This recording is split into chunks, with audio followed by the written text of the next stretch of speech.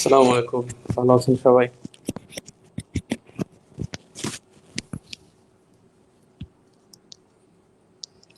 Model test দিছেন? কি অবস্থা? মডেল টেস্টের খবর কি? কেমন কি পাচ্ছেন?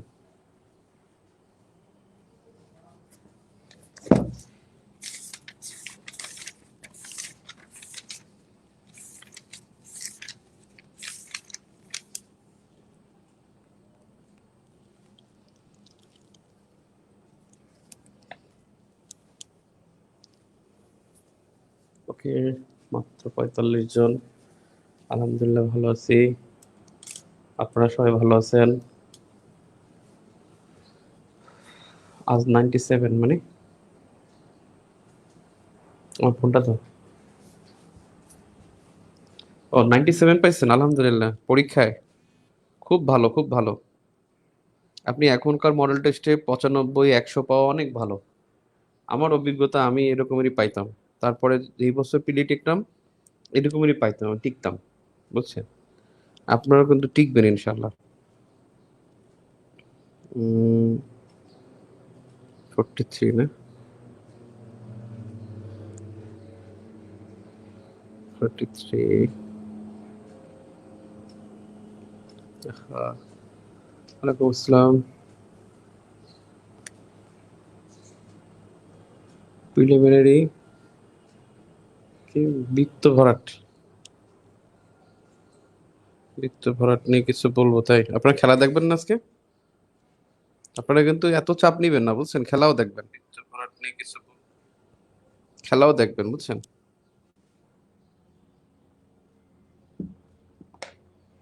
বাংলা এবং ইংরেজি সাহিত্য বাদ দিয়ে দিচ্ছেন, বিগত গুলো পড়ে যান। ওই যে সৌমিত্র শেখরের যে বইটা আছে না, সৌমিত্র শেখরের যে বইটা, ওটা যে ওই প্রিলিমিনারির জন্য করা হয়েছে, ওই বইটা কিন্তু ভালো। ওই যে কোশ্চেন গুলো দেয়া আছে, শুধুমাত্র গুরুত্বপূর্ণ কোশ্চেন গুলো দেয়া আছে। আর হলো আপনার ওই যে লিখিত কোশ্চেন গুলো দেয়া আছে, পারলে ওই কোশ্চেন গুলো পড়ে যান। ভালো হবে, খুব ভালো হবে। বাদ দিয়েন না, কিছু বাদ দিয়েন না। বাদ দিবেন না। প্রয়োজনে পৃষ্ঠা উল্টাবেন, তাও বাদ দিবেন না। ওই টপিকটা গিয়ে পৃষ্ঠা উল্টায় যাবেন, তবুও বাদ দিবেন না। বাদ দেওয়ার কিছু নাই। ঠিক আছে, তবে আপনারা ইয়া করেন, এই কঠিন সহজ মিলে মডেল টেস্ট দিন। যেগুলো বেশি কঠিন ওগুলো আবার ওগুলো একটু এড়িয়ে যান প্রয়োজনে। বেশি কঠিন যেগুলো, কিছু কিছু মডেল টেস্ট আছে যে বাজারে, এগুলো খুব কঠিন। সহজ যেমন এসুরেন্স, তারপরে হলো আপনার বিশেষ তথ্য, বিশেষ বিশেষ সংখ্যা, এগুলো একটু সহজ, এগুলো একটু, এগুলো দিয়ে একবার। ঠিক আছে, 120, 30 এত পাওয়া লাগে না। 90, 95, 100, 150 খুব ভালো নম্বর। খুব ভালো নম্বর।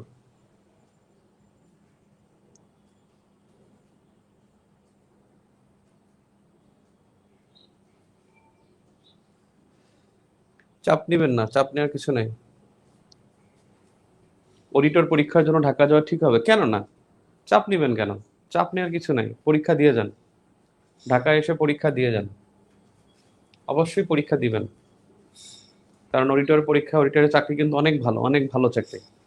আপনি যদি এটা জয়েন করবেন 11তম গ্রেডে, 11তম গ্রেডে হয়, 11তম গ্রেডে জয়েন করবেন, এরপরে 2 বছর পর একটা পরীক্ষা হয়, পরীক্ষা হওয়ার পরে আপনি চলে যাবেন 10ম গ্রেডে, সে না, এরপরে 9ম গ্রেডে, এরপর ধাপা ধাপ প্রমোশন হয়, প্রচুর প্রমোশন এখানে। কনফিডেন্স মনিটর বইটা কেমন আমি দেখি নাই ভাই। ওকে। কুমিল্লা ইকুয়াল টু মেঘনা, আর ফরিদপুর ইকুয়াল টু, এটা কি ঘোষণা করছে আজকে? Padma division by prime minister আজকে ঘোষণা করছে নাকি? পদ্মা ডিভিশন কি আজকে ঘোষণা করছে? আজকে তো খবর জানি না, আজকে তো করার কথা না, আজকে তো বৃহস্পতিবার না? আজকে তো নিকারের বৈঠক হওয়ার কথা না, নিকারের বৈঠক তো হয় মঙ্গলবার। 95, 100 পেলে কি চলে? হ্যাঁ চলে, খুব ভালো বিসি সেন্টার। 95, 100 ভালো নম্বর। কারণ আপনার এখনকার অ্যাটমসফেয়ার আর তখনকার অ্যাটমসফেয়ার দুইটা কিন্তু ভিন্ন জিনিস। এখনকার অ্যাটমসফেয়ার হলো আপনি কিন্তু টিক দেন, ভালো করে প্রশ্ন পড়েন না, আপনার এখানে বিভিন্ন সাউন্ড থাকে, বিভিন্ন প্রবলেম থাকে। কিন্তু আপনি ওখানে তো আরো সিরিয়াসলি পরীক্ষা দিবেন এবং পরিবেশটা সুন্দর থাকবে। তারপরে আপনি 7 দিন আরো পড়বেন না, এই 7 দিন কিন্তু আরো পড়বেন। এই যে পরীক্ষা দিচ্ছেন না, এই কোশ্চেন গুলো কিন্তু আপনার মনে থাকবে, বুঝছেন? আপনি তো 7 দিনে আরো মিনিমাম আরো কমপক্ষে তো 7টা মডেল টেস্ট দিবেন। এই 7টা মডেল টেস্টে আপনি 1400 কোশ্চেন শিখবেন না? তো আপনি কেন কেন ঘাবড়াচ্ছেন? ভালো পরীক্ষা হবে ইনশাল্লাহ। যারা আমি বললাম আপনি নিশ্চিন্ত থাকেন, যারা আপনি 41তম পরীক্ষার পর থেকে এখন পর্যন্ত পড়াশোনার টাচে আছেন, ক্লাস করতেছেন, পরীক্ষা দিচ্ছেন, বাসায় পড়তেছেন, খবর রাখতেছেন, ফেসবুক খবর রাখতেছেন, কোন গ্রুপে কি বলে, এই যে খবর রাখতেছেন, তারা কিন্তু আসলে ভালো পরীক্ষা দিবেন। শুধু শুধু ভয় পাচ্ছেন, অনেক ভালো পরীক্ষা হবে ইনশাল্লাহ। ঠিক আছে ভাইয়া, 1 উইক যাবৎ কিছুই পড়তে পারছি না, আল্লাহ ভরসা আগামী 1 উইক পড়েন। ফার্স্ট টাইম যারা বিসিএস তাদের উদ্দেশ্যে কিছু বলেন ভাই। হ্যাঁ, তাদের উদ্দেশ্য হলো আপনারা পারলে কোচিং এ 2-1টা মডেল টেস্ট দেন। কোচিং এ যদি দিতে না পারেন, আপনারা নিজেরা যে প্রশ্নগুলো আছে সেগুলো নিজেরা নিজেদের মতো করে সিরিয়াসলি পরীক্ষা দেন। সিরিয়াসলি পরীক্ষা দেন তাহলে। যত রাজার আজাইরা প্রশ্ন কই থেকে দিচ্ছে টেনে বের করে, হ্যাঁ ওই থাকবেই, সব জায়গায় আজাইরা প্রশ্ন থাকবে। এটা ওখানেও থাকবে, নাইমের পরীক্ষাও আজাইরা কোশ্চেন থাকবে, বিসিএস ও তো অনেক আজাইরা কোশ্চেন হয় না? সব মিলে আজাইরা কোশ্চেন, কোশ্চেন ভুল থাকবে, এটা স্বাভাবিক মেনে নেবেন। কোশ্চেনে ভুল থাকা, আজাইরা প্রশ্ন হওয়া, কঠিন হওয়া, সহজ হওয়া, এগুলো এগুলো পরীক্ষার প্যাটার্নই এটা। এরকমেরই পরীক্ষা হয়, সাধারণত এরকমেরই হয়। এবং 38তম 36তম তো এরকমের হয়ে আসছে, 38-36 কোশ্চেন এরকমেরই হয়েছে। সো ইয়া হওয়ার দরকার নাই, টেনশন নেওয়ার দরকার নাই। আপনারা কিন্তু, সত্যি বলছি, আপনি অনেক ভালো পরীক্ষা দিবেন ইনশাল্লাহ। আগামী 7 দিন অনেক পড়বেন, অনেক দেখবেন, অনেক পড়াশোনা হবে। 7 দিনে কম না, 7 দিনে 70 ঘন্টা, এই জায়গার কথা।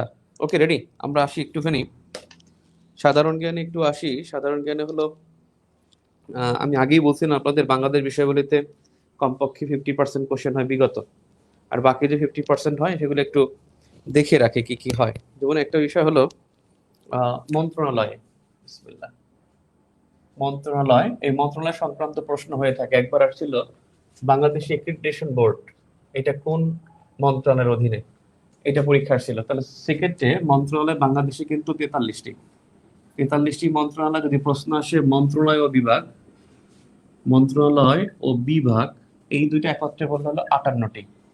মন্ত্রণালয় বিভাগ হলো 58টি, শুধু মন্ত্রণালয় 43টি। আর শুধু এই মন্ত্রণালয় বিভাগ, মন্ত্রণালয় ও বিভাগ 12টি, এটা হলো মুজিবনগর সরকারে। মুজিবনগর সরকারে, মুজিবনগর সরকারের মন্ত্রণালয় বিভাগ হলো 12টি। আর এই মন্ত্রণালয় বিভাগে মন্ত্রী, মন্ত্রী হলো 49 জন। এখানে মনে রাখবেন 3 জন টেকনোক্র্যাট, 3 জন টেকনোক্র্যাট। আমি লাস্ট ক্লাসে মনে একটু অসঙ্গতি ছিল। 3জন টেকনোক্র্যাট। এক হলো শামসুল আলম, যিনি সর্বশেষ হয়েছেন, শামসুল আলম পরিকল্পনা প্রতিমন্ত্রী হয়েছেন। মোস্তফা জব্বার, মোস্তফা জব্বার, এগুলো নাম আসে না কখনোই। আর একজন হলেন ইয়াফেস ওসমান, ওই যে শওকত ওসমানের ছেলে, ইয়াফেস ওসমান, বিজ্ঞান ও প্রযুক্তি। এই 3জন হলেন টেকনোক্র্যাট মন্ত্রী। আর মনে রাখবেন নারী মন্ত্রী হলো উপমন্ত্রী 3 জন, 3 জন হলেন উপমন্ত্রী। হ্যাঁ, কি হয়েছে? কি কি 50 রিসেন্টলি ফোন দিয়ে নে, আবার ফোন দে, ফোন দিয়ে জিজ্ঞেস কর। এরপর হলো 3 জন উপমন্ত্রী, এবার 5 জন হলো নারী মন্ত্রী, 5 জন নারী মন্ত্রী, নারী মন্ত্রী 5 জন। প্রাইম মিনিস্টারের অধীন, পিএম এর অধীন 5টি দপ্তর, পিএম এর অধীন হলো 5টি দপ্তর, প্রধানমন্ত্রীর অধীনে 5টি দপ্তর। একটা হলো মন্ত্রী পরিষদ বিভাগ, সবসময় তার থাকে মন্ত্রী পরিষদ বিভাগ। সশস্ত্র বাহিনী বিভাগ, সশস্ত্র বাহিনী বিভাগ, সশস্ত্র বাহিনীর প্রধান কিন্তু সর্বাধিনায়ক, যদি বলে সশস্ত্র বাহিনীর সর্বাধিনায়ক, তাহলে কিন্তু রাষ্ট্রপতি। তাহলে মন্ত্রী পরিষদ বিভাগ, সশস্ত্র বাহিনী বিভাগ, প্রতিরক্ষা মন্ত্রণালয়, প্রতিরক্ষা মন্ত্রণালয়, তারপরে হলো জনপ্রশাসন মন্ত্রণালয়, আরেকটা বিদ্যুৎ মন্ত্রণালয়, বিদ্যুৎ জ্বালানি ও খনিজ সম্পদ, বিদ্যুৎ জ্বালানি এবং খনিজ সম্পদ। এই 5টি মন্ত্রণালয় বিভাগ প্রাইম মিনিস্টারের অধীনে। একটা হলো মন্ত্রী পরিষদ বিভাগ, আর একটা সশস্ত্র বাহিনী বিভাগ, প্রতিরক্ষা মন্ত্রণালয়, জনপ্রশাসন, বিদ্যুৎ মন্ত্রণালয়। ধর্ম মন্ত্রণালয় কিন্তু প্রধানমন্ত্রী না, মনে রাখবেন। ধর্ম কিন্তু প্রতিমন্ত্রীর মর্যাদায় তিনি ছেড়ে দিয়েছেন। তারপরে মহিলা ও শিশু বিষয়ক, এটাও প্রতিমন্ত্রী মর্যাদায় ছেড়ে দিয়েছেন। অনেকে এই দুইটাকে মিলে 7টি বানায়, আসলে 5টি। প্রাইম মিনিস্টারের অধীন মন্ত্রণালয় বিভাগ হলো 5টি। 5টি। তারপর হলো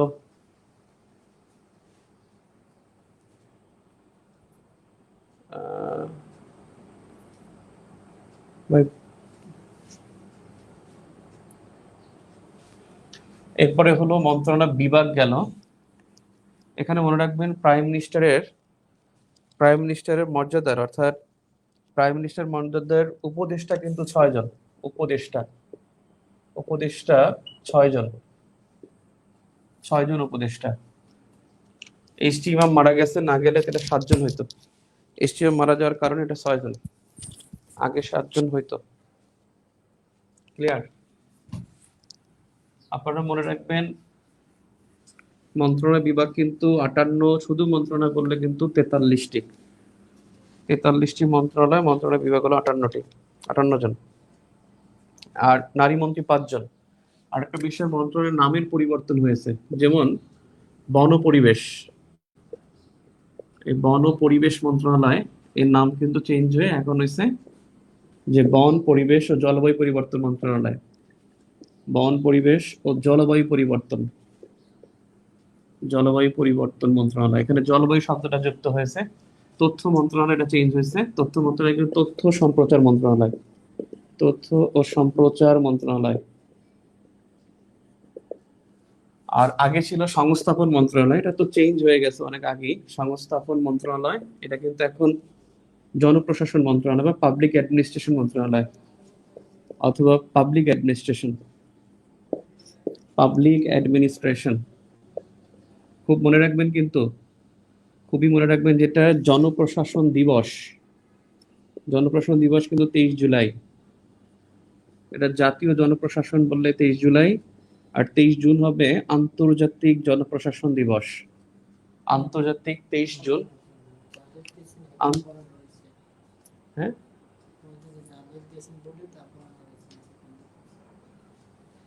যা হোক, জনপ্রশাসন দিবস 23 জুলাই 23 জুন, রিপিট হয়ে যাক, সমস্যা নাই। যা হোক, রিভিশন হয়ে যাক। আগে পড়ানো হয়ে গেলে রিভিশন হয়ে যাবে। জাস্ট ধুমায় একটা বই খুলে খুলে দেখবেন, যেটা লাগবে সেটা জাস্ট লিখে ফেলবেন। বই খুলে বসে পড়তে থাকবেন, সাধারণ জ্ঞানই পড়বেন। আজকে আপনি কি করবেন? আজকে ক্লাস করবেন, আজকে পরীক্ষা দিবেন, আজকে খেলা দেখবেন, আজকে আবার ক্লাস করবেন। কথা বুঝছেন? অর্থাৎ এই সবগুলো কাজ করবেন। বই খুলে রাখবেন সামনে, বসে বসে সবগুলো কাজ চলবে। প্যারা নিবেন না, বেশি টেনশন করার দরকারই নেই। খুব প্রফুল্ল থাকাটা ইম্পর্টেন্ট। মানসিক চাপ কমানোটাই 7 দিন খুব গুরুত্বপূর্ণ। মানসিক চাপ কমানোটা গুরুত্বপূর্ণ। তাহলে সংস্থাপন মন্ত্রণালয়, জনপ্রশাসন মন্ত্রণালয়, এটা বলছি দিবস 23 জুলাই, আর 23 জুন হলো আন্তর্জাতিক জনপ্রশাসন দিবস। আরেকটা বিষয় মনে রাখবেন যে মানে মন্ত্রণালয়ের অধীন এই বিষয়গুলো পরীক্ষায় থাকে। বিভাগ, বিশেষ করে কোন মন্ত্রণালয় কয়টা বিভাগ, যেমন সবচেয়ে বেশি বিভাগ আছে অর্থ মন্ত্রণালয়। অর্থ মন্ত্রণালয় 4টি বিভাগ, পরিকল্পনা মন্ত্রণালয় 3টি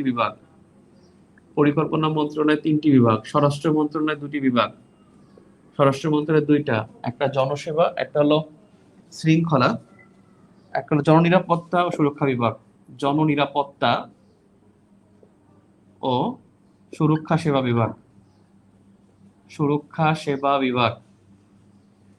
অর্থাৎ স্বরাষ্ট্র মন্ত্রণালয়ের বিভাগ 2টি, একটি জননিরাপত্তা আর একটা হলো সুরক্ষা ও সেবা বিভাগ।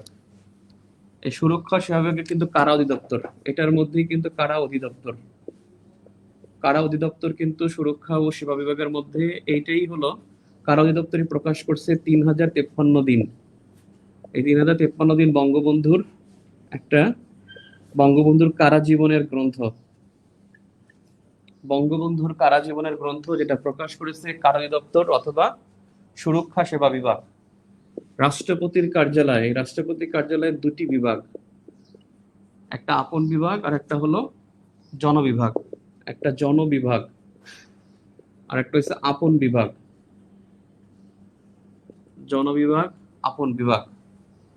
রাষ্ট্রপতির দুইটা, যেমন সড়ক পরিবহন ও সেতু বিভাগ, সড়ক পরিবহন ও সেতু মন্ত্রণালয়।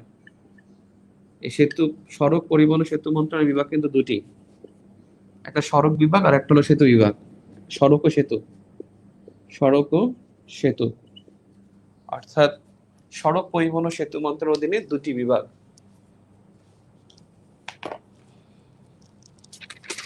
এবং কোনটা কোন মন্ত্রণালয়ের অধীনে এটা কিন্তু আমরা আগেও পড়েছিলাম, আবার রিপিট হয়ে গেল। মন্ত্রণালয়ের অধীনে বিভাগ, অর্থ মন্ত্রণালয়ের চারটা বিভাগ, চারটা বিভাগ আমি লিখে দিয়েছিলাম। একটা হলো অভ্যন্তরীণ সম্পদ, একটা বহিঃসম্পদ, আর একটা হলো অর্থ বিভাগ, আর একটা হলো সম্পর্ক, ইআরডি, ইকোনমিক রিলেশন ডিভিশন, অর্থনীতি সম্পর্ক বিভাগ। রাষ্ট্রপতি দুটি জনবিভাগ এবং হলো আপন বিভাগ, জনবিভাগ এবং আপন বিভাগ। আপনাদের কোনটি কোন মন্ত্রণালয়, বিশেষ করে 2-3টা বিষয় জানবেন। স্থলবন্দর নৌ পরিবহন মন্ত্রণালয়, এটা আপনি পারেন, নৌ পরিবহন মন্ত্রণালয়। আপনি মনে রাখবেন বন্যা, এই বন্যা কিন্তু পানি সম্পদ মন্ত্রণালয়ের অধীনে, এটা কিন্তু অবশ্যই দুর্যোগ মন্ত্রণালয় না, পানি সম্পদ মন্ত্রণালয়। এরপরে ধরেন চলচ্চিত্র, এই চলচ্চিত্র কিন্তু তথ্য মন্ত্রণালয়, তথ্য মন্ত্রণালয়। মনে রাখবেন চলচ্চিত্রের যে সেন্সর বোর্ড, এই সেন্সর বোর্ডের চেয়ারম্যান কিন্তু তথ্য সচিব, সেন্সর বোর্ডের চেয়ারম্যান, সেন্সর বোর্ডের চেয়ারম্যান কিন্তু তথ্য সচিব। চলচ্চিত্রের চলচ্চিত্রের সেন্সর বোর্ডের চেয়ারম্যান কিন্তু তথ্য সচিব, তথ্য সচিব। তারপরে হলো যে সমুদ্র গবেষণা ইনস্টিটিউট, এই সমুদ্র গবেষণা ইনস্টিটিউট যেটা রামু কক্সবাজারে, এটা কিন্তু রামু কক্সবাজার,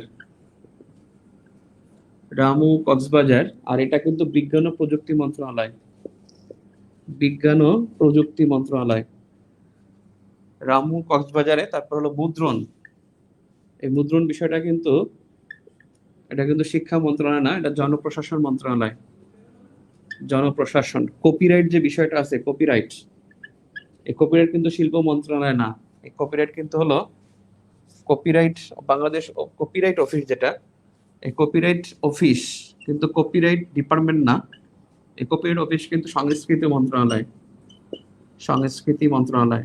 বিভিন্ন জাদুঘর, গ্রন্থ, অর্থাৎ গ্রন্থাগার, জাদুঘর, এই দুইটা কিন্তু, গ্রন্থাগার এবং জাদুঘর, এগুলো কিন্তু সংস্কৃত মন্ত্রণালয়ের অধীনে, সংস্কৃত মন্ত্রণালয়ের অধীনে। খুব গুরুত্বপূর্ণ, আদমশুমারি বা যে কোনো শুমারি, আশু অথবা বলেন কৃষি শুমারি, এগুলো কিন্তু কৃষি মন্ত্রণালয় করে না, আদমশুমারি কৃষি মন্ত্রণালয় করে না, এই সবগুলো করা কিন্তু পরিকল্পনা মন্ত্রণালয়।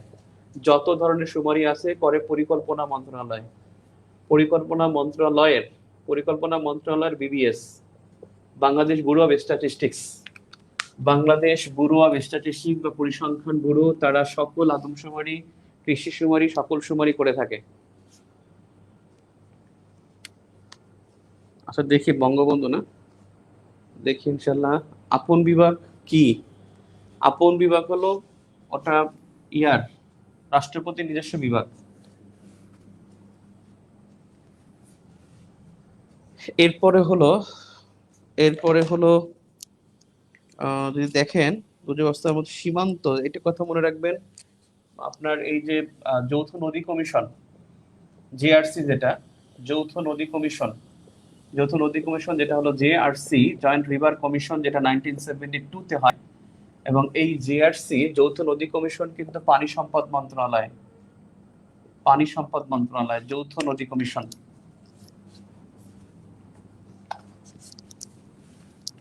আর এই যে ভারত এবং বাংলাদেশের মধ্যে জেবিডব্লিউজি, এই খবর জানেন তো? ভারত বাংলাদেশের মধ্যে যৌথ সীমান্ত কমিটি, যৌথ সীমান্ত কমিটি, যেটা সীমান্ত কমিটি 2003 সালে হয়। এটা joint boundary working group, joint boundary working group, Bangladesh ভারতের মধ্যে জয়েন্ট বাউন্ডারি ওয়ার্কিং গ্রুপ, যেটা হলো সীমান্ত বিষয়, এবং এটা হলো স্বরাষ্ট্র মন্ত্রণালয়ের অধীনে। অর্থাৎ বাংলাদেশ ও ভারতের মধ্যে সীমান্ত বিষয় দেখে মন্ত্রণালয়, অর্থাৎ এটা দেখে স্বরাষ্ট্র মন্ত্রণালয়। জেবিডব্লিউজি 2003 সালে হয়। আর একটা হলো BIFPCL, BIA Bangladesh India friendship power company limited, Bangladesh India friendship power company limited 2013। এটা Bangladesh India friendship power company limited, BFPCL, BD India friendship power company limited, friendship power company limited. এরা কিন্তু এরাই কিন্তু রামপাল বিদ্যুৎ কেন্দ্রের কাজ করেছে, অর্থাৎ বিদ্যুৎ কেন্দ্র নিয়ে কাজ করে BFPCL, Bangladesh India friendship power company limited. সশস্ত্র বাহিনীর প্রতিরক্ষা এর প্রধান সর্বাধিনায়ক আবার বলেন, অর্থাৎ প্রতিরক্ষা মন্ত্রণালয়ের মন্ত্রী হলো প্রধানমন্ত্রী, সশস্ত্র বাহিনী বিভাগের মন্ত্রী হলো প্রধানমন্ত্রী, আর সশস্ত্র বাহিনীর সর্বাধিনায়ক যদি বলে তাহলে রাষ্ট্রপতি। সর্বাধিনায়ক প্রতিরক্ষা কর্মবিভাগের সর্বাধিনায়ক প্রতিরক্ষা, একজন প্রশ্ন করছেন, প্রতিরক্ষা মন্ত্রী তিনি প্রাইম মিনিস্টার, প্রতিরক্ষা বিভাগের সর্বাধিনায়ক প্রেসিডেন্ট, যেটা 61 নং অনুচ্ছেদে আছে। 61 নং অনুচ্ছেদ সংবিধানের সেখানে আছে। আর যদি বলা হয় সশস্ত্র বাহিনী বিভাগ, সশস্ত্র বাহিনী বিভাগ এর প্রধান তিনি কিন্তু প্রাইম মিনিস্টার, আর সশস্ত্র বাহিনীর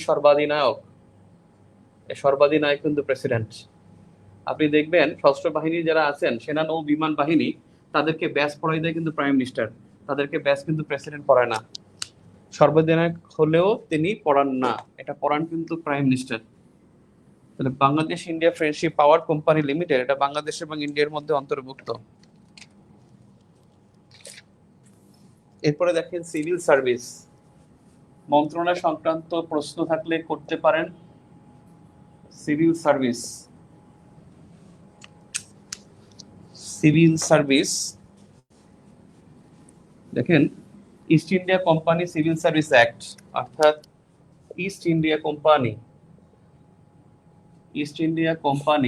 civil service act, civil service act এটা কিন্তু 1784 সালে হয়।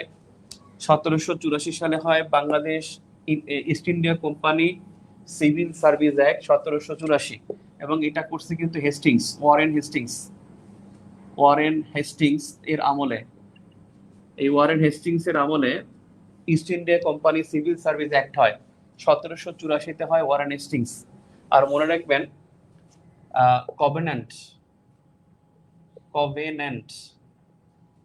কভেন্যান্টও বলে, কনভেন্যান্টও বলে, এটা হলো কভেন্যান্টেড সিভিল সার্ভিস, কভেন্যান্টেড সিভিল সার্ভিস। এই নিয়োগ শুরু হয় 1786 সালে নিয়োগ হয়। এটাকে বলা হয় সিসিএস।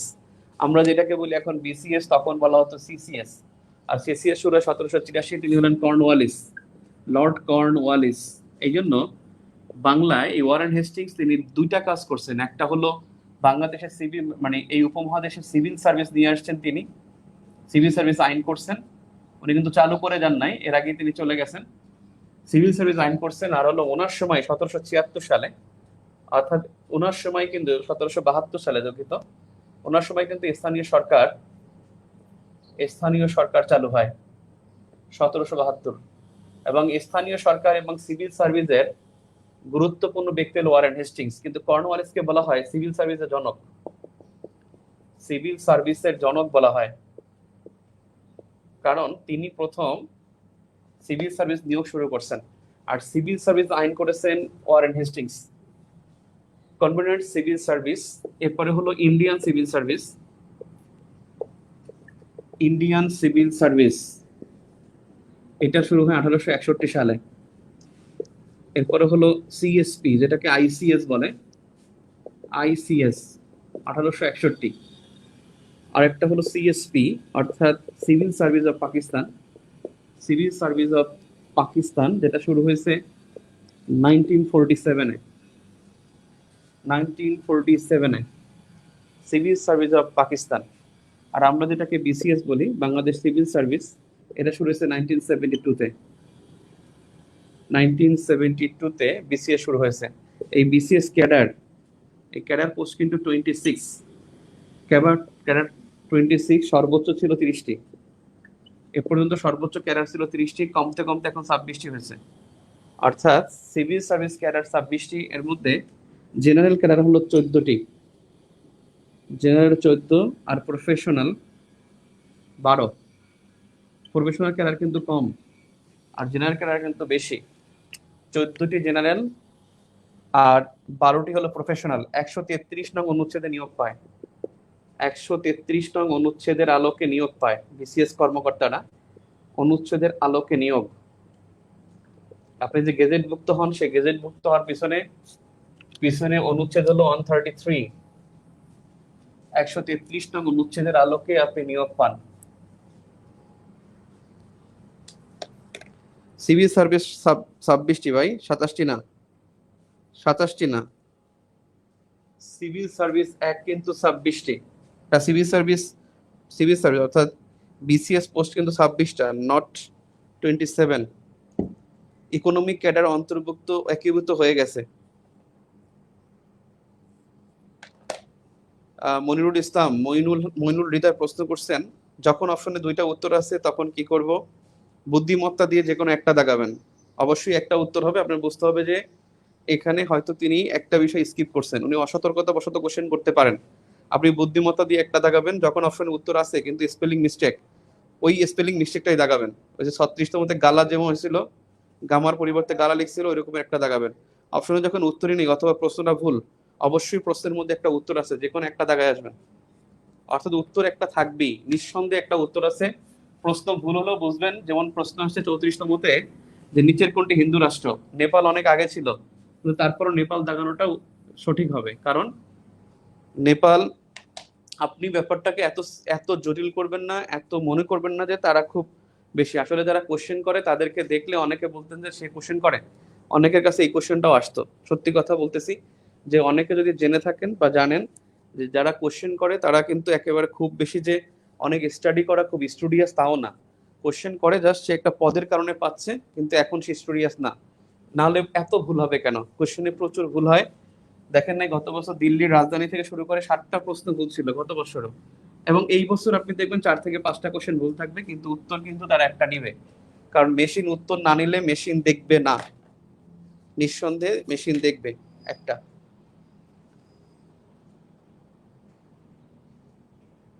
আর ইকোনমিক ক্যাডার তো যুক্ত হয় না, ইকোনমিক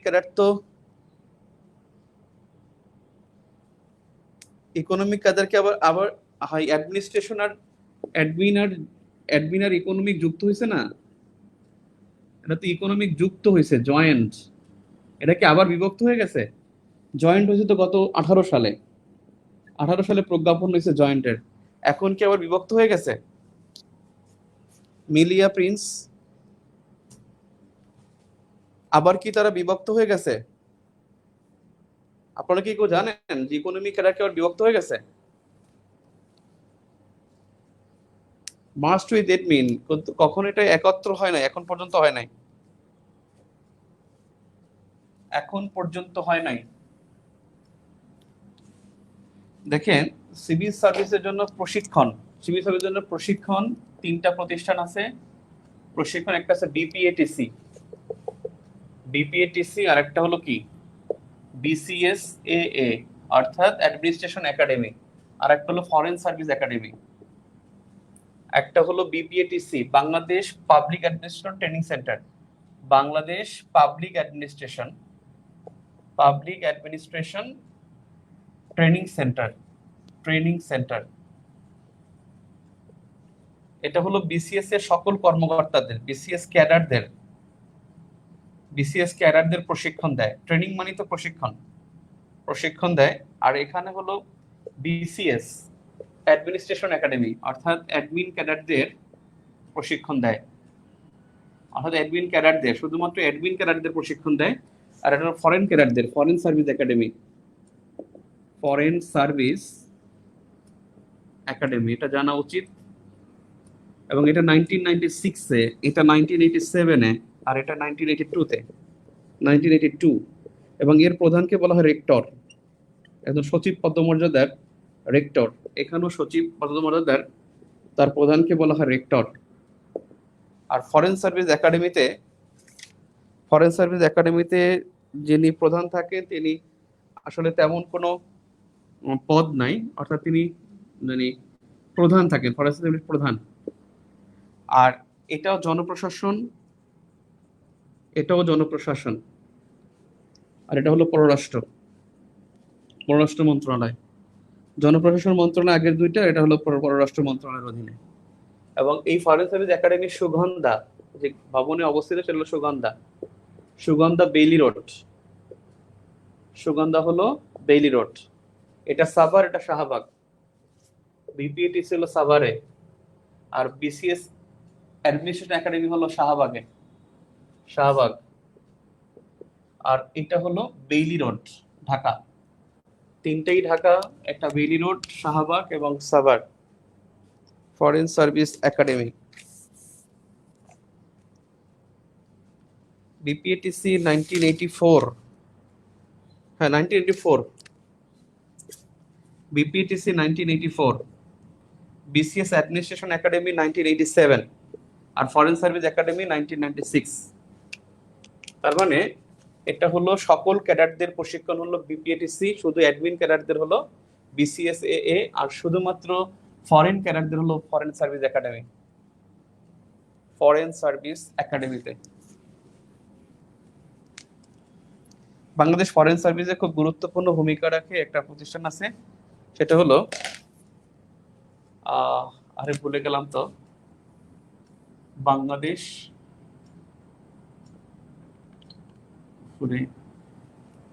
বড় একটা প্রতিষ্ঠান, বিস, Bangladesh institute of international strategic studies, Bangladesh institute of international strategic studies,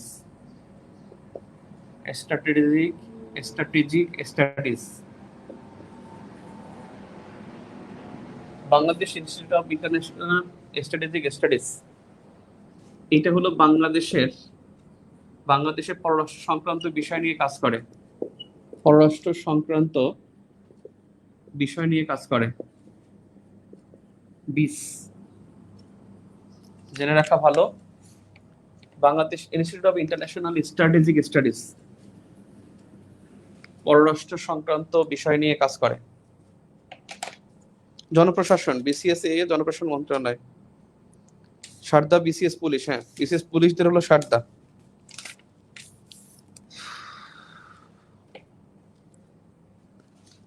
এরপরে দেখেন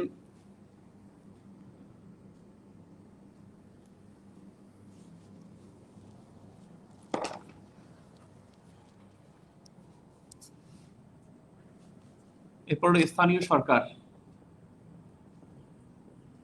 স্থানীয় সরকার আর স্থানীয় প্রশাসন। প্রশাসন আগেই বলেছিলাম, প্রশাসন কিন্তু ইউএনও ম্যাজিস্ট্রেট, তারা ইউএনও ডিসি, তারপরে হলো ডিভিশনাল কমিশনার, তারা হলো প্রশাসনের মধ্যে। আর স্থানীয় সরকার হলো ইউনিয়ন, উপজেলা, এগুলো। 1772, 1976, 1772, 1976, 1772, 1976, 1996, 1996, 2016, এই কয়েকটা সাল গুরুত্বপূর্ণ। সর্বপ্রথম স্থানীয় সরকার চালু, স্থানীয় সরকার প্রথম চালু যেটা, সেটা 1772, যেটা করছে ওয়ারেন হেস্টিংস প্রথম স্থানীয় সরকার চালু করেছে। হেস্টিংস 1976 সালে স্থানীয় সরকার অর্ডিন্যান্স, স্থানীয় সরকার অর্ডিন্যান্স জারি,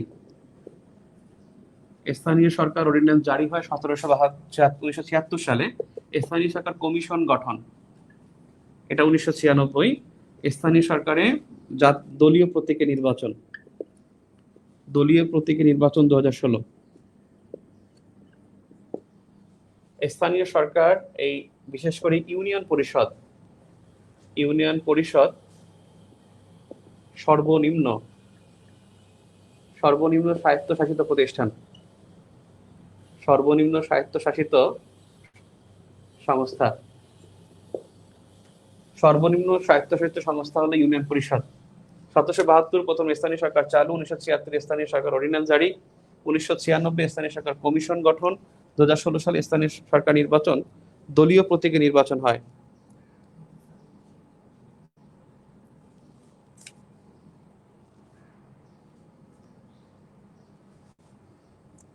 আমার সাথে সাথে পারলে লেখেন, সাথে সাথে ওই টপিকটা পাশে রাখবেন, ওই টপিকটা পাশে রাখবেন, সাথে সাথে লিখবেন। পারলে বইয়ের উপরে লিখবেন, বইয়ের উপরে লিখবেন, নীল কালিতে লেখেন অথবা লাল কালিতে লেখেন। পারলে বইয়ের উপরে লিখবেন অথবা খাতায় লিখবেন, কিন্তু আমার সাথে সাথে লেখার চেষ্টা করবেন। স্থানীয় সরকার 1772 সালে প্রথম স্থানীয় সরকার চালু হয় এবং স্থানীয় সরকারের সর্বনিম্ন স্বায়ত্তশাসিত প্রতিষ্ঠান বলে ইউনিয়ন পরিষদ হবে। আর স্থানীয় প্রশাসনের যদি বলা হয় নিচের কোনটি সর্বনিম্ন স্থানীয় প্রশাসন, সেক্ষেত্রে কি হবে? ইউপি চেয়ারম্যান বা প্রশাসক, ইউপি চেয়ারম্যান, উপজেলা চেয়ারম্যান, ইউনো। উত্তর কি হবে? নিচেরগুলি সর্বনিম্ন স্থানীয় প্রশাসন বা স্থানীয় প্রশাসক। সর্বনিম্ন স্থানীয় প্রশাসক সে কি হবে? উনি কিন্তু স্বায়ত্তশাসিত না,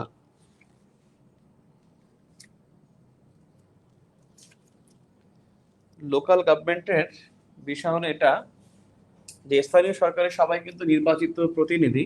এখানে স্থানীয় প্রশাসন বলতে হবে কি? ইউনো, অবশ্যই ইউনো হবে। আর যদি বলে সর্বোচ্চ স্থানীয় প্রশাসক তাহলে হবে ডিভিশনাল কমিশনার। এখন বিভাগীয় কমিশনার যারা হন তাদের পোস্ট ছিল যুগ্ম সচিব, কিন্তু যারা আছেন সবাই অতিরিক্ত সচিবের দায়িত্ব পালন করছেন, অর্থাৎ পোস্ট একজন সর্বনিম্ন তিনি যুগ্ম সচিব হবেন, বিভাগীয় কমিশনার। তো বিভাগীয় কমিশনার হিসেবে যারা এখন নিযুক্ত আছেন তারা সবাই অতিরিক্ত সচিব, অর্থাৎ অতিরিক্ত সচিব হিসেবে অন্য জায়গায় যাওয়ার চাইতে বিভাগীয় কমিশনার হওয়াটা তাদের জন্য বেটার। এই জন্য অনেকেই অতিরিক্ত সচিব হলেও তারা বিভাগীয় কমিশনের পোস্টকে যান না। অর্থাৎ বিভাগীয় কমিশনার তার পোস্ট হলো যুগ্ম সচিব, কিন্তু বর্তমানে সেটা নিয়োগ পাচ্ছে অতিরিক্ত সচিবগণ নিয়োগ পাচ্ছে।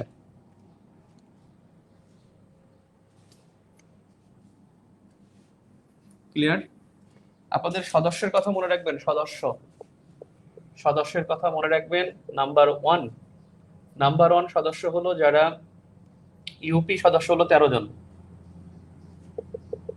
উপজেলা সদস্য 3 জন, আর জেলা পরিষদের সদস্য কিন্তু 21 জন। জেলা পরিষদের সদস্য 21 জন। পৌরসভা এবং হলো সিটি কর্পোরেশন এটা নির্দিষ্ট না। সিটি কর্পোরেশন এবং ইয়াতে কিন্তু সাধারণত নারী আসে, এখানে নারী কিন্তু 3 জন, আর এখানে নারী হলো 1 জন, আর এখানে নারী হলো 5 জন। তাহলে জেলা পরিষদে নারী কিন্তু 5 জন, উপজেলা পরিষদে নারী 1 জন, ইউনিয়ন পরিষদে নারী কিন্তু 3 জন। সদস্যের ক্ষেত্রে এটা। আর পৌরসভা এবং সিটি কর্পোরেশন এই দুইটা হতে হলে যে জিনিসটা লাগে যে 75% জনগণের অকৃষি পেশাজীবী থাকতে হয়। জনগণ হবে অকৃষি পেশাজীবী,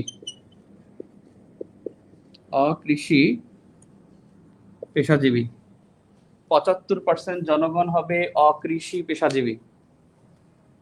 সদস্য নারী বললে 3 জন, উপজেলা পরিষদের নারী হলো 1 জন, জেলা পরিষদের নারী হলো 5 জন। আপনাদের এই উপজেলা চালু নিয়ে একটা ঝামেলা আছে। উপজেলা প্রথম থানা থেকে উপজেলা হয় 1982। প্রথম থানা থেকে উপজেলা আইন হয় বা অর্ডিন্যান্স হয় 1983।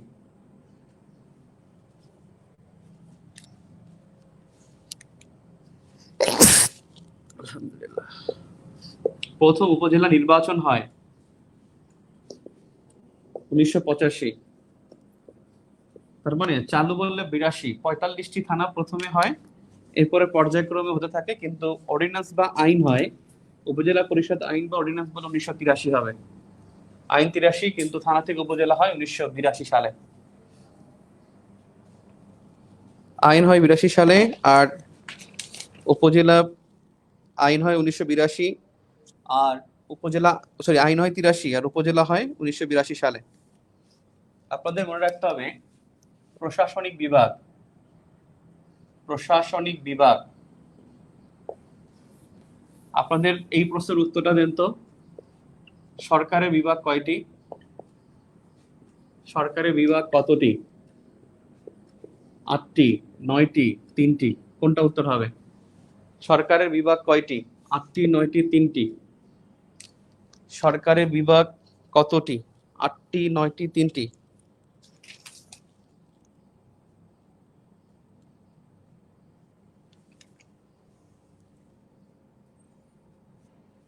জেলা পরিষদে 21 জনের মাঝে নির্বাচিত কতজন? সবগুলোই, সবাই নির্বাচিত, কিন্তু পরোক্ষ ভোটে নির্বাচন। আপনাদের কিন্তু আমি টেক্সট বুকের মধ্যে পড়েছিলাম যে প্রত্যক্ষ নির্বাচন হলো বাংলাদেশে প্রচলিত সব নির্বাচনই প্রত্যক্ষ, আর পরোক্ষ নির্বাচন হয় কই? পরোক্ষ নির্বাচনে রাষ্ট্রপতি, কারণ এমপিরা ভোট দেয়। রাষ্ট্রপতি নির্বাচনটা হয় পরোক্ষ, আর হলো জেলা পরিষদ ভোটার পরোক্ষ, কারণ এখানে নির্বাচিত প্রতিনিধিরা ভোট দেয়। এই দুইটা নির্বাচন হয় পরোক্ষ, এখানে জনসাধারণ সরাসরি ভোট দেয় না। তাহলে বাংলাদেশ সরকার বিভাগ কয়টা? Good, thank you. অনেকেই বলছেন সেটা 3টা, অবশ্যই 3টা, আইন বিভাগ, বিচার বিভাগ এবং শাসন বিভাগ, সরকারি বিভাগ। কিন্তু প্রশাসনিক বিভাগ কিন্তু 8টা হলো প্রশাসনিক বিভাগ। বাংলাদেশের প্রশাসনিক বিভাগ হলো 8টি। এখন মনে রাখবেন আয়তনে বড় বিভাগ কিন্তু চট্টগ্রাম। কিন্তু যদি বলা হয় বড় প্রশাসনিক বিভাগ তখন হবে ঢাকা, কারণ ঢাকায় 13টি জেলা। ঢাকা জেলা হলো 13টি, চট্টগ্রাম হলো 11টি জেলা। চট্টগ্রামে 11টি, ঢাকায় 13টি জেলা। আপনি মনে রাখবেন এই হলো কত, 13 আর 11 হলো 24। আপনি মনে রাখবেন রংপুর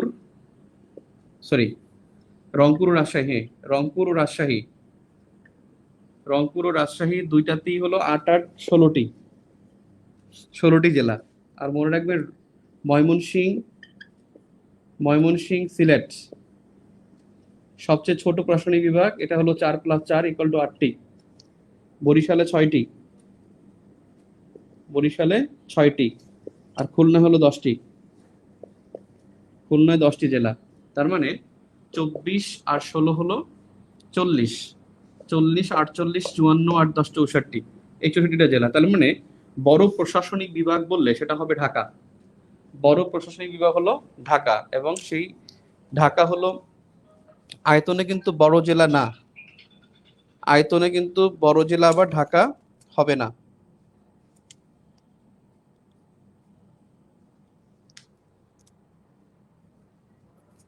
এখন বলেন তো আয়তনে ছোট বিভাগ কোনটা?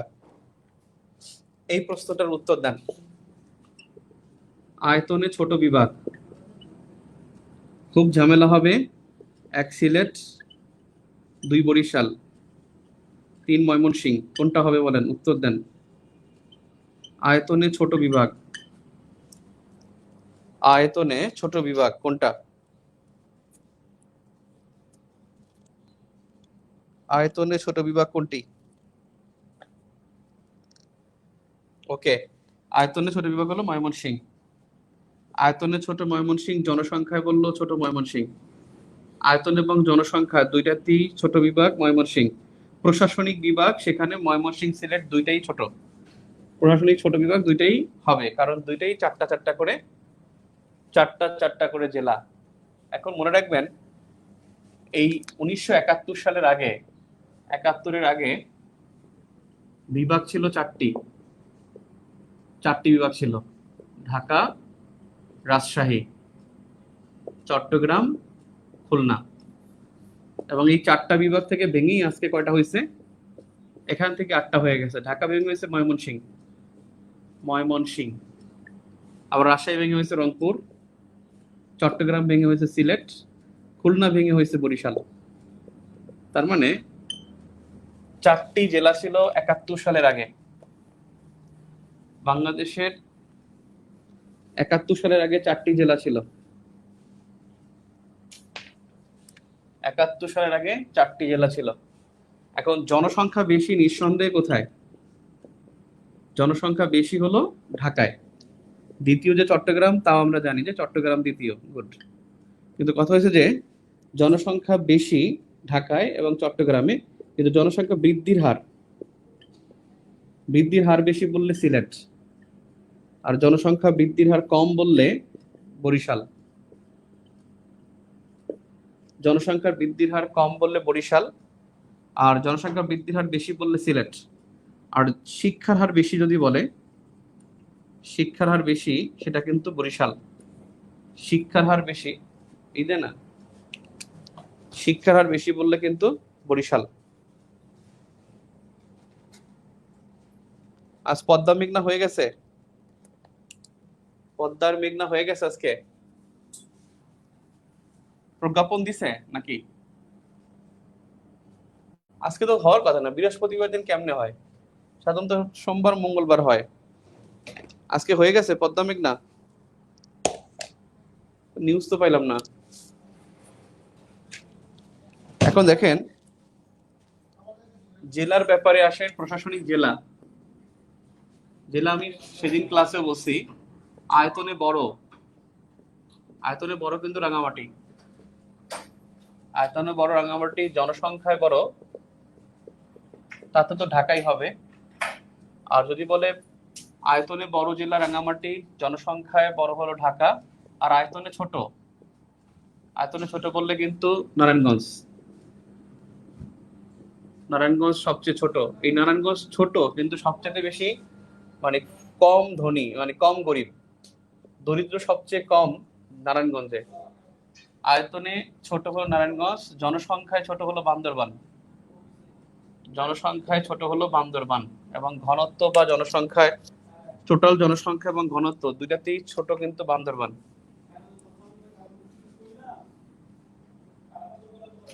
আর মনে রাখবেন, শিক্ষায়, শিক্ষায় বড় জেলা পিরোজপুর। শিক্ষায় বড় কিন্তু পিরোজপুর। আর দারিদ্র্যে বড় জেলা, দারিদ্র্যে বড় জেলা কুড়িগ্রাম। কুড়িগ্রাম। তবে বান্দরবান আর বরিশাল, বান্দরবান বরিশাল তারাও কিন্তু দরিদ্রে বেশি। দুইটা মনে, সরি, পটুয়াখালী, বান্দরবান এবং পটুয়াখালী। যদি বলে সবচেয়ে বেশি দরিদ্র খানা, সবচেয়ে বেশি দরিদ্র খানা বেশি হলো পটুয়াখালী, সবচেয়ে বেশি বহুমাত্রিক দারিদ্র বান্দরবান। বহুমাত্রিক দারিদ্র, বহুমাত্রিক দারিদ্র বান্দরবান, সবচেয়ে বেশি, সবচেয়ে বেশি দারিদ্র কুড়িগ্রাম, সবচেয়ে বহুমাত্রিক দারিদ্র বান্দরবান, সবচেয়ে খানা মানে দারিদ্র, দরিদ্র খানা তাহলে পটুয়াখালী।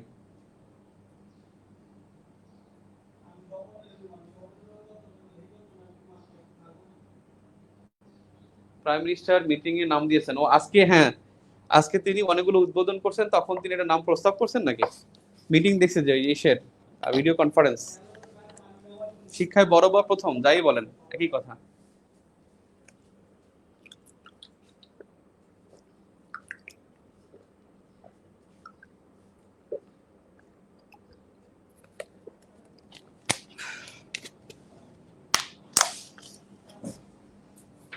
জেলা নিয়ে অনেক তথ্য আছে, যেমন জেলা বাজেট।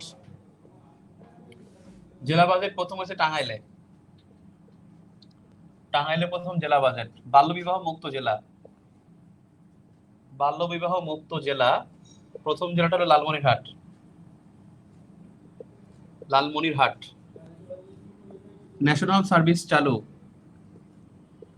ন্যাশনাল সার্ভিস চালু কুড়িগ্রাম। ন্যাশনাল সার্ভিস মানে ঘরে ঘরে চাকরি দেয়া। তারপরে হলো 100% sanitation Comilla, sanitation Comilla. 100% sanitation Comilla.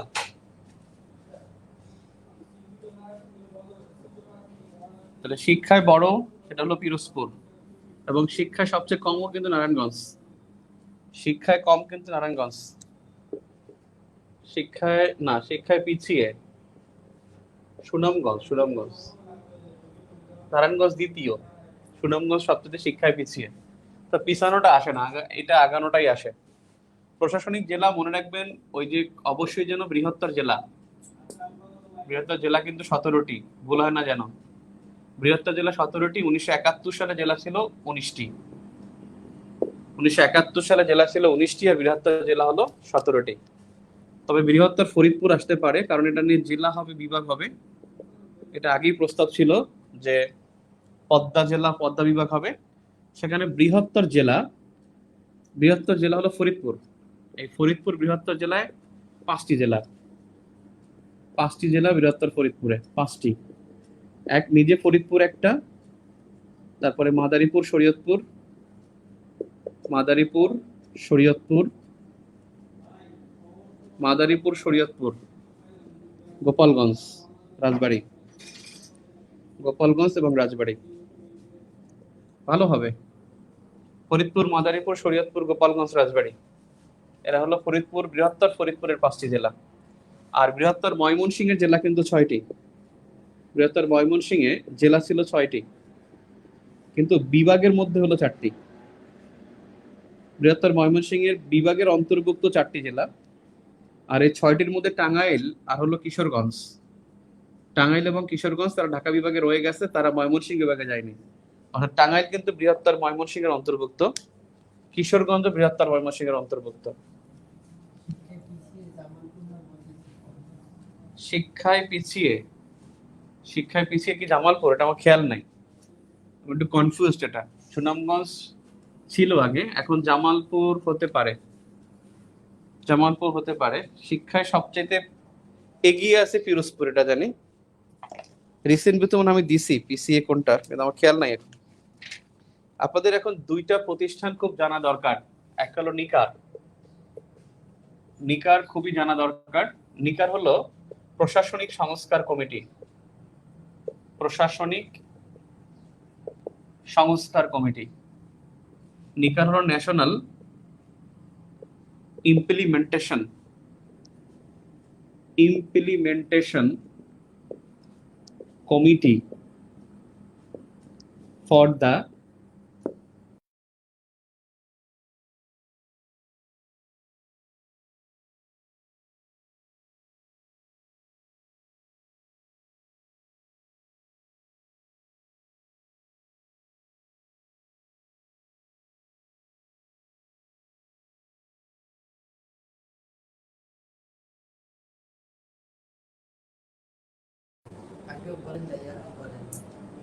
উনিশশো চুরাশি সালে 23টি থেকে 64টি জেলা হয়। 1984 সালে 23টি থেকে 64টি জেলা হয়। National implementation committee for the administrative reforms অথবা রিঅর্গানাইজেশন। এটা সবচেয়ে, এটা কিন্তু প্রাইম মিনিস্টার অফিসের অধীনে। এর প্রধান কিন্তু প্রাইম মিনিস্টার, এর প্রধান কিন্তু পিএম। প্রশাসনিক সংস্কার কমিটি, এই কমিটির কাজ হলো নতুন জেলা উপজেলা করা, নতুন জেলা উপজেলা বিভাগ, নতুন জেলা উপজেলা বিভাগ, জেলা উপজেলা বিভাগ, গ্রাম, ইউনিয়ন, যা বলেন, সিটি কর্পোরেশন, এই সবগুলো তারা করে নিকার। প্রশাসনিক সংস্কার কমিটি বলা হয় নিকারকে, এবং নিকার প্রাইম মিনিস্টার অফিসের অধীনে, এবং এর প্রধান কিন্তু প্রাইম মিনিস্টার। প্রাইম মিনিস্টার অফিসের অধীনে, এটা কিন্তু প্রধান কিন্তু প্রাইম মিনিস্টারের।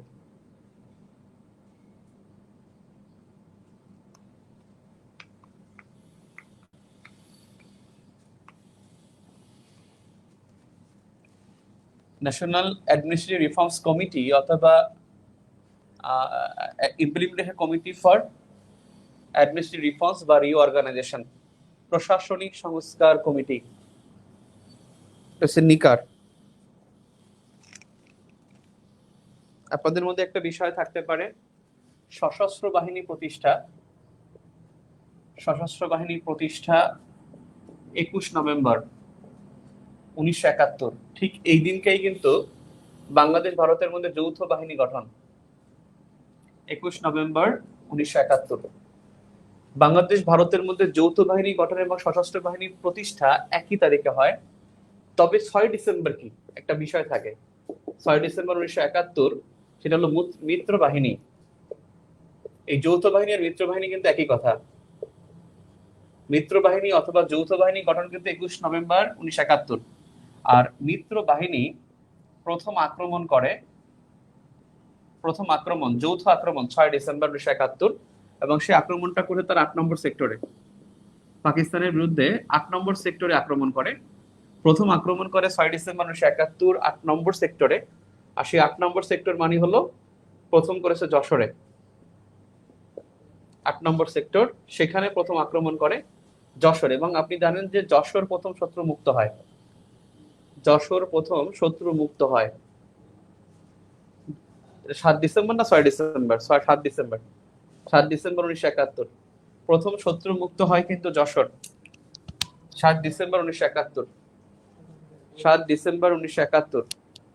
বহুমাত্রিক দারিদ্র্য মানে হলো, আমি জানি না, এটা আমি স্টাডি করি নাই, দেখছি বহুমাত্রিক দারিদ্র্যের কথা বলছে করোনার কারণে হয়েছে, করোনার কারণে বহুমাত্রিক দারিদ্র্য হয়েছে। এবং বহুমাত্রিক দারিদ্র্য বাংলাদেশে 42%, 42% বহুমাত্রিক দারিদ্র্য, এবং তার মধ্যে সবচেয়ে বেশি আছে বান্দরবানে। পাকিস্তানের বিরুদ্ধে যুদ্ধ ঘোষণা, না ভাইয়া, না না, পাকিস্তানের বিরুদ্ধে যুদ্ধ ঘোষণা করে নাই তো, মানে ইন্ডিয়া পাকিস্তানের বিরুদ্ধে যুদ্ধ ঘোষণা করছে, সরি, পাকিস্তান প্রথম যুদ্ধ ঘোষণা করছে। পাকিস্তান যুদ্ধ ঘোষণা করে 3 ডিসেম্বর, এবং 3 ডিসেম্বর কিন্তু আক্রমণ করছে অপারেশন চেঙ্গিস খান। পাকিস্তান ভারতে যে আক্রমণ করেছে তার নাম অপারেশন চেঙ্গিস খান। এই অপারেশন চেঙ্গিস খান আক্রমণ করেছে 3 ডিসেম্বর পাকিস্তান ভারতে। আর 6 ডিসেম্বর আমরা মিত্র বাহিনী আক্রমণ করেছিলাম, 6 ডিসেম্বর মিত্র বাহিনী আক্রমণ করেছিলাম হলো পাকিস্তানের বিরুদ্ধে 8 নম্বর সেক্টরে। আর মিত্র বাহিনী যৌথ বাহিনী গঠন 21 নভেম্বর 1971, সশস্ত্র বাহিনী গঠনও 1971 সালের 21 নভেম্বর, সশস্ত্র বাহিনী প্রতিষ্ঠা। 8 নম্বর সেক্টরে আক্রমণ করে এবং যশোর শত্রুমুক্ত হয় 6 নাকি 7 ডিসেম্বর, 7 ডিসেম্বর না? আর এটা তো জানেন সবাই, উপজেলা কিন্তু বাংলাদেশে উপজেলা কিন্তু 495টা, সর্বশেষ 3টা যেন মনে থাকে। ডাসার একটা আছে কুমিল্লা, সরি ডাসার মাদারীপুর, ডাসার হলো মাদারীপুর, মধ্যনগর সুনামগঞ্জ, আর ঈদগাঁও কক্সবাজার। এই 3টা হলো সর্বশেষ উপজেলা, 495টা উপজেলা।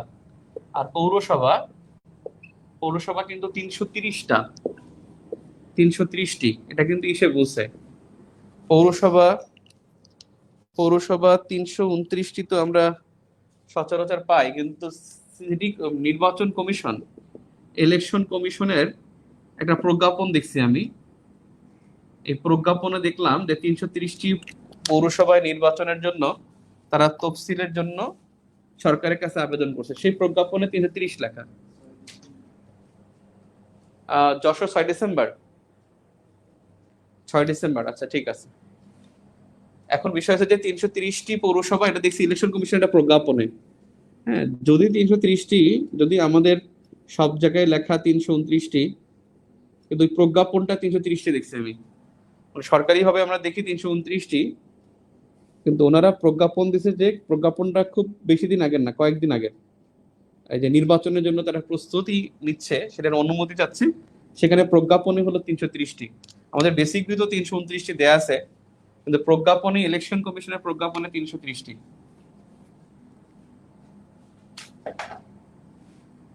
এক মিনিট আমি প্রজ্ঞাপনটা বের করে ফেলি, আবার একটু দেখি, আমি ভুল আমারও হতে পারে, এই মুহূর্তে জেনে নেওয়াটা উত্তম। ব্যাটিং করে কারা দেখ না, বাংলাদেশ খেলা তো 4টায়।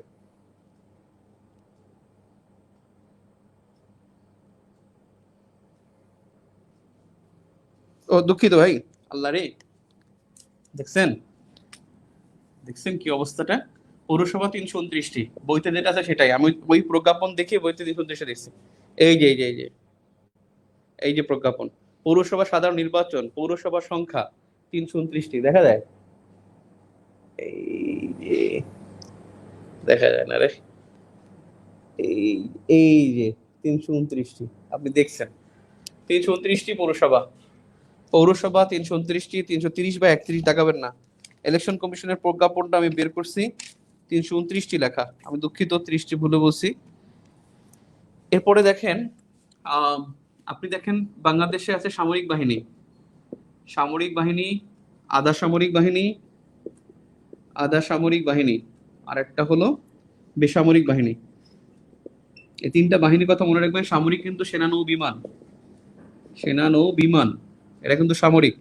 আধা সামরিক কিন্তু বিজিবি, কোস্টগার্ড, বিজিবি কোস্টগার্ড, তারা হলো আধা সামরিক বাহিনী। আর বেসামরিক বাহিনী কিন্তু পুলিশ, বেসামরিক বাহিনী হলো পুলিশ। আর এই পুলিশের অধীনে হলো র্যাব। র্যাব কিন্তু আলাদা কোনো ডিপার্টমেন্ট না, RAB is the part of police. RAB এবং পিবিআই, পিবিআই এর কথা মনে রাখবেন, পিবিআই প্রতিষ্ঠা কিন্তু 2012 সালে, পিবিআই 2012 সালের প্রতিষ্ঠা। এই পিবিআই কিন্তু এফবিআই এর আদলে হয়েছে, পিবিআই হয়েছে এফবিআই এর আদলে, তদন্ত করে। এফবিআই এর আদলে গঠিত PBI, police bureau of investigation, police bureau of investigation. আর এফবিআই হলো যুক্তরাষ্ট্রের federal bureau of investigation, federal bureau of investigation হলো যুক্তরাষ্ট্রের, আর পিবিআই হলো বাংলাদেশের। 2012 সালে হয়েছে। আপনারা মনে রাখবেন ইউনিয়ন, ইউনিয়ন সংখ্যা কিন্তু 4571টি। আর মনে রাখবেন ইউনিয়ন তথ্য সেবা 4501টি, তথ্য সেবা 4501টি 2009 সালে চালু হয়। ইউনিয়ন তথ্য সেবা 2009 সালে চালু হয়। ইউনিয়ন তথ্য সেবা 4501টি, 4501টি 2009 সালে ইউনিয়ন তথ্য সেবা চালু হয়।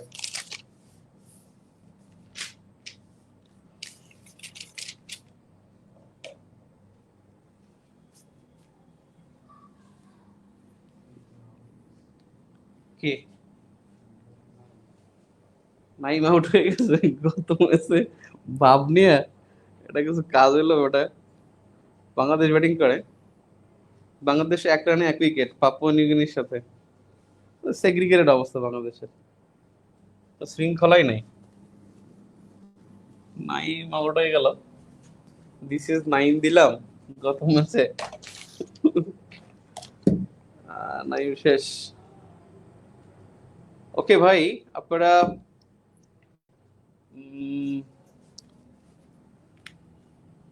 45 তথ্য সেবা, 4501টি 2009 সালে চালু হয় তথ্য সেবা, ইউনিয়ন তথ্য সেবা।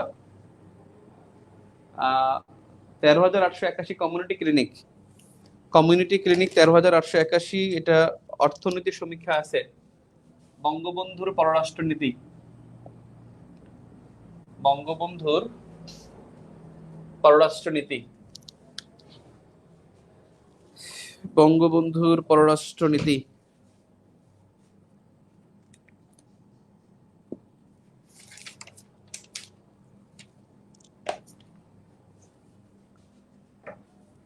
বঙ্গবন্ধুর পররাষ্ট্রনীতি, বঙ্গবন্ধু যে 8 জানুয়ারি মুক্তি পায়, এটা কি জানি? 8 জানুয়ারি 1972, করাচির মিরানওয়ালি কারাগার, করাচির মিরানওয়ালি কারাগার থেকে, মিরানওয়ালি কারাগার থেকে মুক্তি, কারাগার থেকে মুক্তি। এবং তাকে মুক্তি পাওয়ার পর বলা হয় আপনি কোন জায়গায় যাবেন, হয়তো ইরান দিয়ে যেতে পারবেন অথবা ইউকে থেকে যেতে পারবেন। বঙ্গবন্ধু ইউকে কে বেছে নেয়, ইরানে যায় নাই। অর্থাৎ এই করাচি থেকে বঙ্গবন্ধু গেছে সাইপ্রাস, এবং সাইপ্রাস হয়ে গেছে লন্ডনে, সাইপ্রাস থেকে যায় লন্ডন। অর্থাৎ বঙ্গবন্ধু এই 8 তারিখে লন্ডন পৌঁছায়, 8 তারিখে লন্ডন পৌঁছায়, 8 8 জানু। বঙ্গবন্ধু লন্ডন থেকে 10 তারিখে আসে কত, 10 তারিখে আসে দিল্লি, দিল্লির পালাম বিমানবন্দর, দিল্লির পালাম বিমানবন্দর, পালাম, পালাম বিমানবন্দর, এখন যেটা জওহরলাল ফিরোজ গান্ধী, যেটা এখন ফিরোজ গান্ধী বিমানবন্দর। এই পালাম বিমানবন্দরে আসে, সেখান থেকে এই 10 তারিখই 3টায় বিকাল, বলা আছে 3টা 20 মিনিট, এটা একটু কনফিউশন আছে, এটা রিসেন্টলি দেখে বলতে হবে।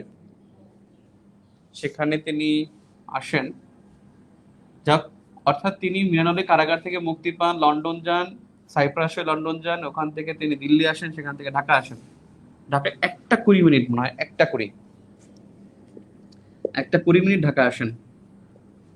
ঢাকা আসেন 1টা 20 মিনিটে। আর এই বঙ্গবন্ধু উনি 10 জানুয়ারি তিনি স্বদেশ প্রত্যাবর্তনের বক্তব্য রাখেন এবং তিনি 5 থেকে 6 ফেব্রুয়ারি দিল্লি সফর করেন। 5 থেকে 6 ফেব্রুয়ারি, এবং তাকে একটা সংবর্ধনা দেওয়া হয় এবং তিনি সংবর্ধনার একটা বক্তব্য রাখেন। সংবর্ধনা অর্থাৎ কলকাতায়, দিল্লি সফর করেন এবং এখানে ভারত সফর করেন, কিন্তু কলকাতায় একটা বক্তব্য রাখেন। কলকাতায় বক্তব্য রাখেন এবং সেই বক্তব্যে তিনি বলেন যে রিক্ত আমি সিক্ত আমি দেয়ার কিছু নাই, আছে শুধু ভালোবাসা দিয়ে গেলাম তাই। রিক্ত আমি সিক্ত আমি দেয়ার কিছু নাই। রিক্ত আমি সিক্ত আমি দেয়ার কিছু নাই, আছে শুধু ভালোবাসা দিয়ে গেলাম তাই। আছে শুধু ভালোবাসা দিয়ে গেলাম তাই। এবং তখন পশ্চিমবঙ্গের যে মুখ্যমন্ত্রী ছিল তা ছিল জ্যোতি বসু। মুখ্যমন্ত্রী ছিল জ্যোতি বসু। পশ্চিমবঙ্গের মুখ্যমন্ত্রী ছিল জ্যোতি বসু। ওকে আজান দিচ্ছে আমার নামাজ শেষে।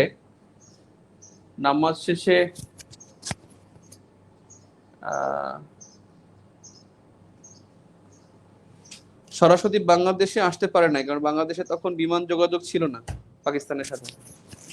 আচ্ছা আসেন, এখানে আমরা ক্লাসে তাহলে ইন করি।